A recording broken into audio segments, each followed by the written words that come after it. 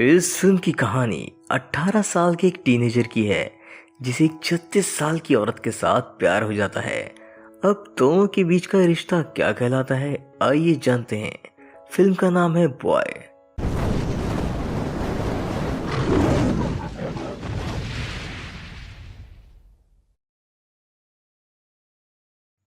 Film की शुरुआत में हम क्रिस्टीन नाम के हाई स्कूल स्टूडेंट को देखते हैं जिसने हाल ही में अपनी ग्रेजुएशन पूरी करी थी।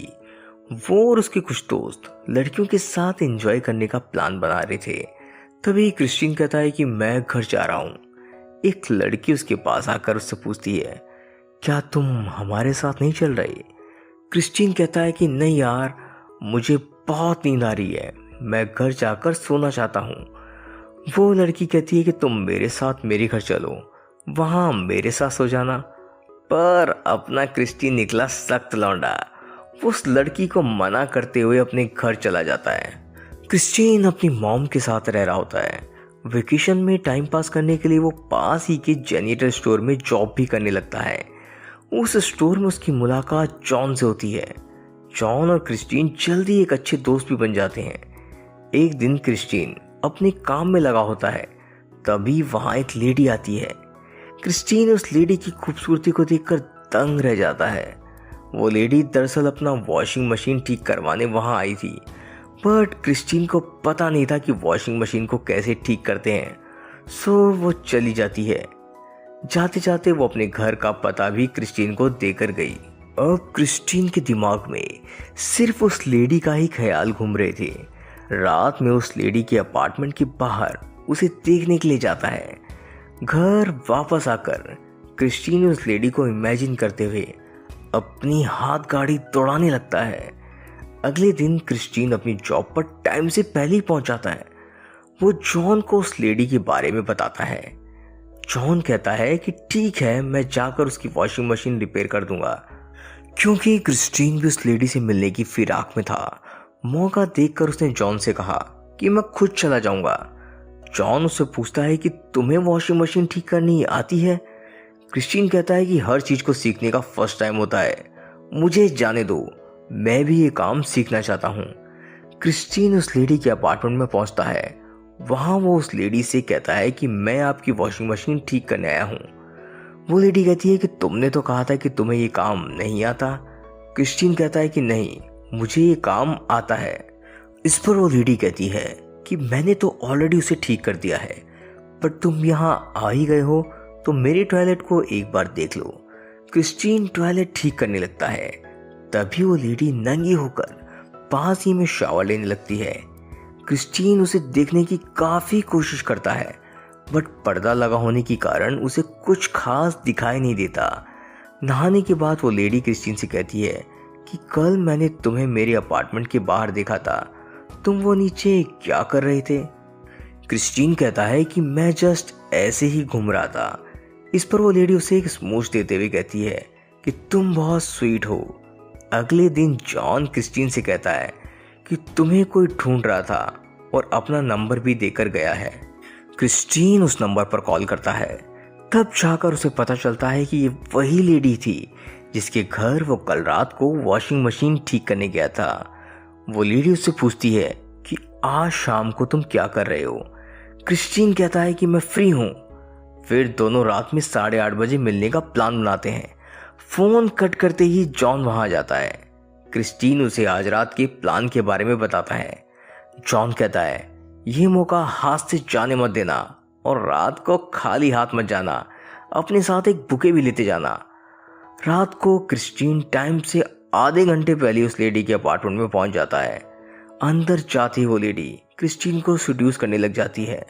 दोनों आपस में इंटीमेट हो जाते हैं और यहाँ हम ऑडियंस को ये पता चलता है कि क्रिस्टीन वर्जिन था।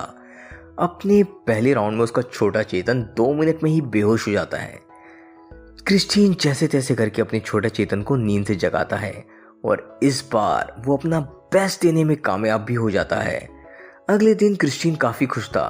खुश तो होगा ही, उसका वोल्केनो से लावा जो रिलीज हो गया था, उसे फिर से उस लेडी का कॉल आता है और फिर दोनों रात में मिलने का प्लान बनाते हैं।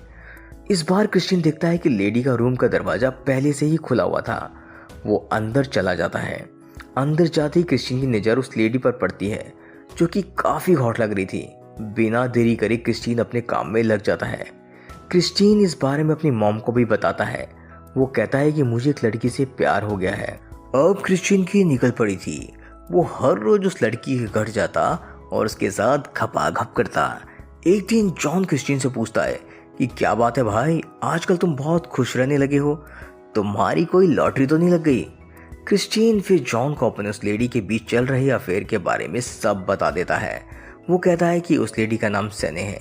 जॉन कहता है कि इतनी बड़ी आइटम तुम्हारे जाल में फंसी कैसे। जॉन और सैने के बीच अभी रिश्ता काफी गहरा हो चुका था। एक रात दोनों कुश्ती लड़ने के बाद सो रहे होते हैं कि तभी वहां एक लड़का आ जाता है। वो कहता है कि मुझे बहुत भूख लगी है। दरअसल वो बच्चा सैने का ही था। सैने की डिवोर्स हो चुकी थी। क्रिस्टीन को ये बात पता नहीं थी और जब उसे पता चला तो वो उठकर वहां से जाने लगा।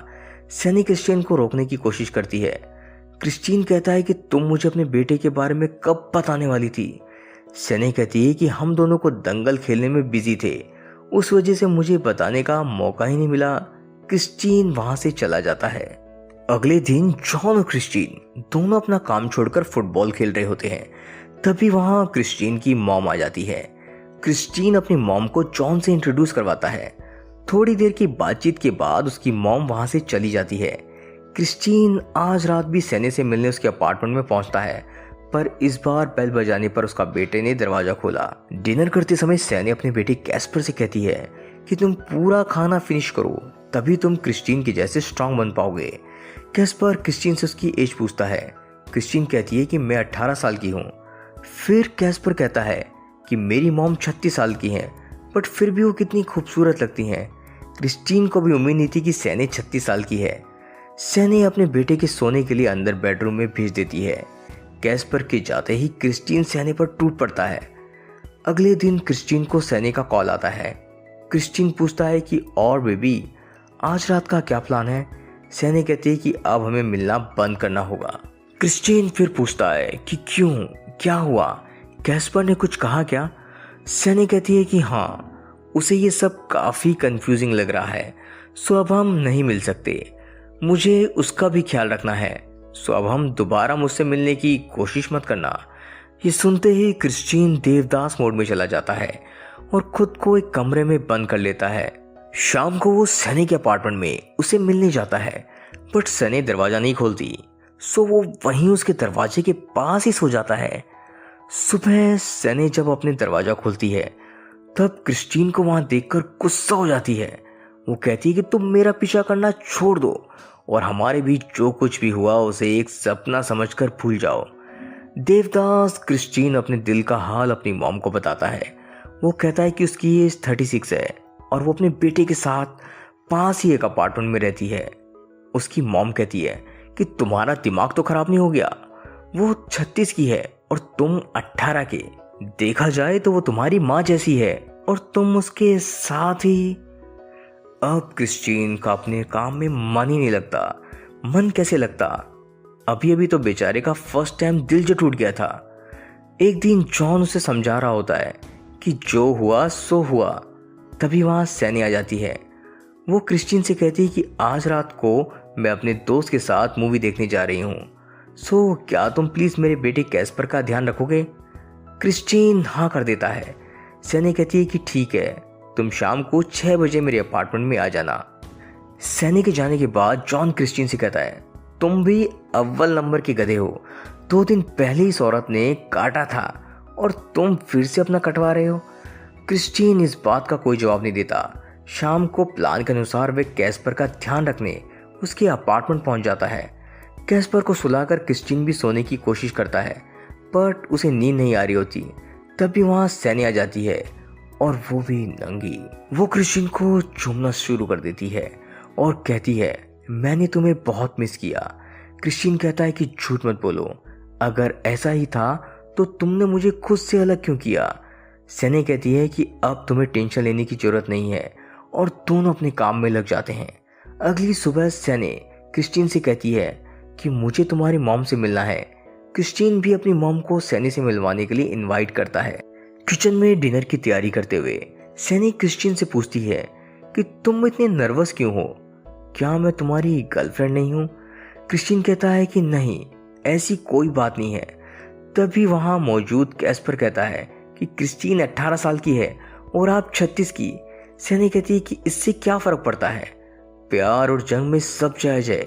इतने में दरवाजे की घंटी बजती है और दरवाजा खुलने पर हम देखते हैं कि क्रिस्टीन की मॉम वहाँ आई है। सभी एक साथ डिनर करने लगते हैं। क्रिस्टीन की मॉम सनी से कहती है कि क्रिस्टीन को अब पढ़ाई के सिलसिले में बाहर यूनिवर्सिटी में जाने वाला है, तब तुम दोनों कैसे मेंटेन करोगे? दरअसल सनी को क्रिस्टीन की यूनिवर्सिटी जाने के बारे में कुछ पता नहीं था, सो वो क्रिस्टीन को हेल्प के बहाने अपने साथ किचन में ले जाती है। वो कहती है कि तुम मुझे बात कब बताने वाले थे? क्रिस्टीन कहता है कि मुझे भी इस बारे में कुछ पता नहीं था, एक्चुअली मेरी मॉम ने ही शायद ये डिसाइड किया है।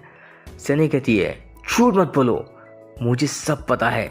तुम वहाँ यूनिवर्सिटी में पढ़ाई नहीं बल्कि लड़कियों के साथ मौज मस्ती करने के लिए जाना चाहते हो। क्रिस्टीन कहता है कि तुम गलत समझ रही हो, मैं तो बस डिग्री कंप्लीट करने के लिए यूनिवर्सिटी जा रहा हूँ। सनी कहती है वो सभी मौज मस्ती करने ही जाते हैं, मुझे तुमसे ज़्यादा नॉलेज है, वहाँ सभी लड़कियाँ सिर्फ और सिर्फ गुलछर्रे उड़ाती हैं। क्रिस्टीन कहता है कि तब तो तुमने भी काफ़ी गुलछर्रे उड़ाए होंगे। इस बात को लेकर दोनों में तू मैं हो जाती है। तभी क्रिस्टीन की मॉम और कैस्पर किचन में आ जाते हैं। कुछ देर बाद सनी अपने बिहेवियर के लिए क्रिस्टीन से माफ़ी मांगने लगती है। क्रिस्टीन भी पिघल जाता है और उसे चूमना शुरू कर देता है। सनी कहती है कि अभी नहीं, रात को, फिलहाल तुम्हारी मॉम डाइनिंग टेबल पर हम दोनों का इंतजार कर रही है। चारों फिर से डिनर करने लगते हैं। क्रिस्टीन की मॉम सनी से कहती हैं दरअसल हम क्रिस्टीन के लिए एक फ्लैट ढूंढ रहे हैं। सनी कहती है कि फ्लैट ढूंढने की क्या जरूरत है, क्रिस्टीन मेरे साथ ही रहेगा। क्रिस्टीन की मॉम को यह आइडिया पसंद नहीं आता है। दरअसल उन्हें सना जरा भी पसंद नहीं आई थी। वो वहाँ से उठकर जाने लगती हैं। क्रिस्टीन कहता है कि मैं आपको घर तक छोड़ देता हूँ। उसकी मॉम कहती है मैं चली जाऊँगी, तुम अपनी गर्लफ्रेंड और उसके बेटे के साथ एंजॉय करो। लेकिन फिर भी क्रिस्टीन अपनी मॉम को घर छोड़ाता है। जब वो वापस सनी के पास आता है तब उसे पूछती है कि क्या हुआ, तुम्हारी मॉम को मैं पसंद नहीं हूँ क्या? क्रिस्टीन कहता है कि नहीं, ऐसी कोई बात नहीं है। सनी फिर से उसे सीड्यूस करने लग जाती है। सनी क्रिस्टीन से कहती है कि चलो कुछ नया ट्राई करें।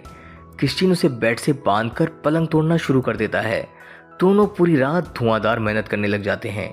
अगले दिन क्रिस्टीन सनी को कॉल करता है। सनी पूछती है कि तुम आज रात को डिनर पर आने वाले थे पर तुम आए नहीं, तुम्हारा फोन भी बंद था, तुम्हारी मॉम ने कुछ कहा क्या? क्रिस्टीन कहता है कि अब मैं तुमसे नहीं मिल सकता।